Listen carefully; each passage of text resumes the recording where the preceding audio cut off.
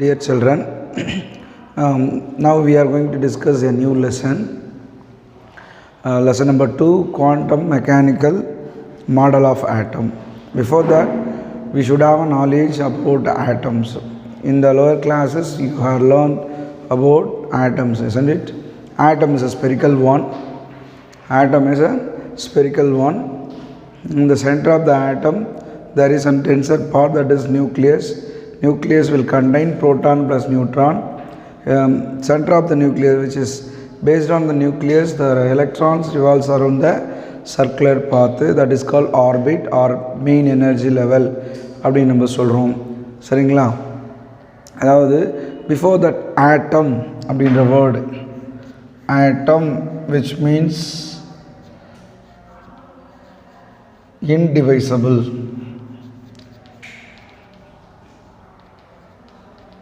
Indivisible, பிளக்க முடியாது, isn't it?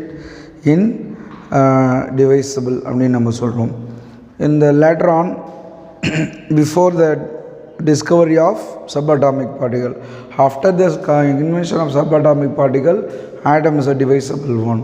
இதுதான் வந்து ரூதர்ஃபோர்ட் அப்படின்னு J Thomson cathode ray experiment பார்த்தோம். ரூதர்ஃபோர்ட் ஆல்ஃபா எக்ஸ் ஸ்கேட்டரிங் எக்ஸ்பெரிமெண்ட்லாம் வந்து சொல்லுது. சென்டர் ஆஃப் த நியூக்ளியஸில் வந்து சார்ஜ்டு பார்ட்டிக்கல் இருக்குது, அதை நம்ம எஜெக்ட் பண்ண வைக்கிறோம். ஸோ அப்போது வந்து பார்த்திங்கன்னா atom is a divisible one அப்படின்னு சொல்கிறோம்.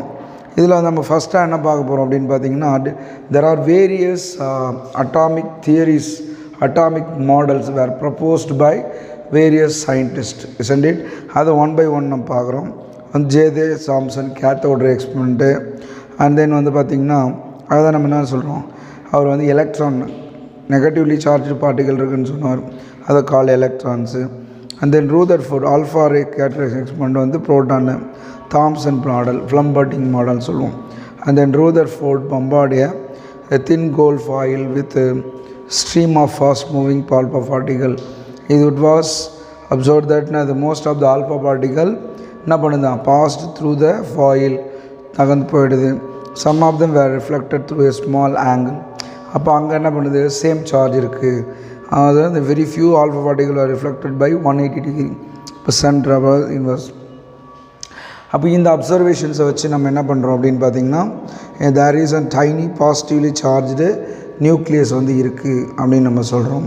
இப்போ electrons are moving around the nucleus, right?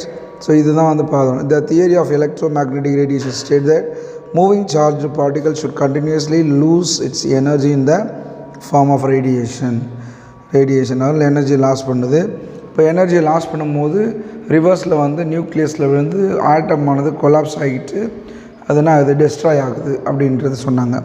But later on என்ன ஆச்சுன்னா போர் ஆட்டம் மாடல் வந்தது. Bohr atom model, the postulates of Bohr atom model வந்து என்ன அப்படின்னா, என்னென்ன அசம்ஷனை வந்து சொல்லுது, Niels Bohr proposed a new atomic theory. The energy of electron are quantized. குவான்டைஸ்டுன்னா ஃபிக்ஸட் வேல்யூ, அளவிடப்பட்டது. அப்போது என்னென்னதுன்னா, எலக்ட்ரான் வந்து என்ன பண்ணுது, ஒரு ஃபிக்ஸட் ஆர்பிட்டில் சுற்றி வருது கான்ஸ்டண்ட்டாக, ஸ்டேஷ்னரி ஆர்பிட். அதுக்கு தான் அந்த ஆர்பிட் பேர் ப்ரைமரி எனர்ஜி லெவல்னு சொல்கிறோம். எலக்ட்ரான் வந்து அப்படி சுற்றும் போது அதனுடைய மொமெண்டம் வந்து எப்படி இருக்கும்னா, mvr which is equal to mvr which is equal to 2 pi mvr which is equal to nh by 2 pi. m என்றது மாஸ், v என்றது வெலாசிட்டி, r என்றது ரேடியஸ் ஆஃப் ஆட்டம், என்றது நம்பர் ஆஃப் ஆர்பிட், h என்றது blank constant, and then 2 pi என்றது அதனுடைய circumference of an ஆட்டம் அப்படின்னு சொல்கிறோம், right?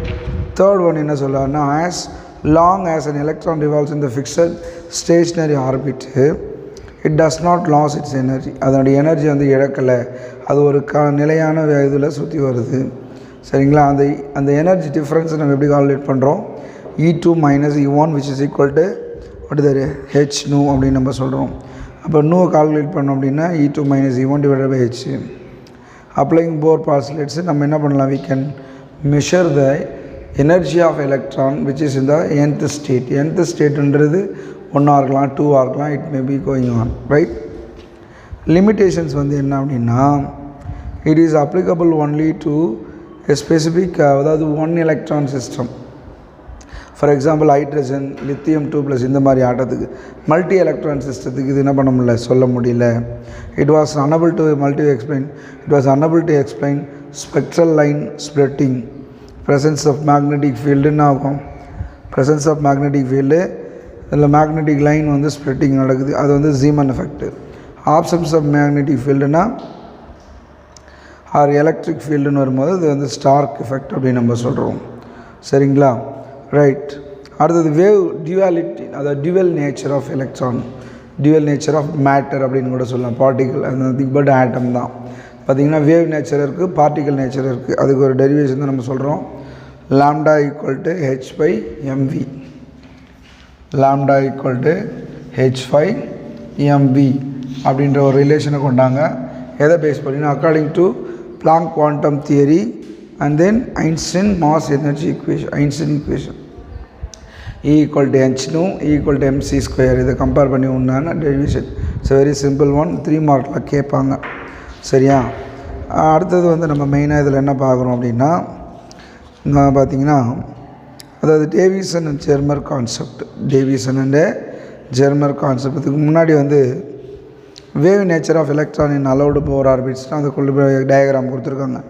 Davisson and Germer எக்ஸ்பெரிமெண்ட்டில் வந்து wave nature of electron experimentally confirm by Davisson என்ன பண்ணுறாங்க அப்படின்னா எக்ஸ்ரே வச்சு ஒரு டைஃப்ராக்ஷன் பண்ணுறாங்க. அதில் கிடைக்கக்கூடிய என்ன யூஸ் பண்ணுறாங்கன்னா நிக்கல் கிறிஸ்டலை யூஸ் பண்ணி எக்ஸ்ரேவை பாஸ் பண்ணும்போது ஒரு டைஃப்ராக்ஷன் கிடைக்குது. அதை ஃபோட்டோகிராஃபிக் பிளேட்டை வச்சு நம்ம ரெக்கார்ட் பண்ணுறோம். அப்படி பண்ணும்போது நமக்கு ஒரு டைஃப்ராக்ஷன் பேட்டர்ன் கிடைக்குது. அந்த டைஃப்ராக்ஷன் பேட்டர்னும் ஆல்ரெடி பார்ட்டிகல் நேச்சர் கிடைச்ச டைஃப்ராக்ஷன் பேட்டர்னும் எப்படி இருக்குது, it is similar to that. So that we conclude that matter possess wave character as well as particle nature அப்படின்றத கன்ஃபார்ம் பண்ணுறாங்க.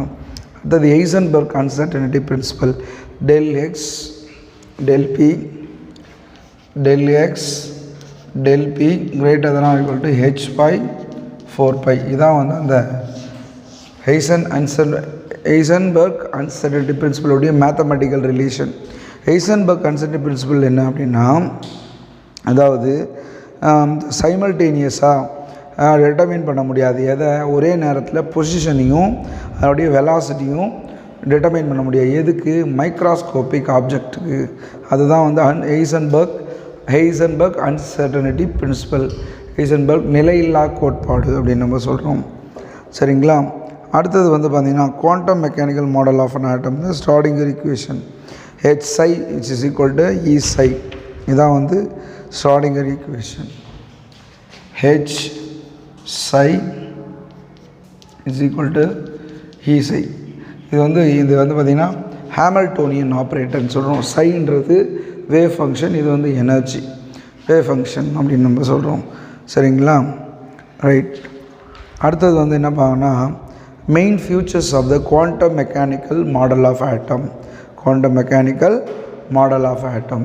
Quantum mechanical model of atom என்ன சொல்லுதுன்னா energy of electron in an atom quantized, அது அளவிடப்பட்டது.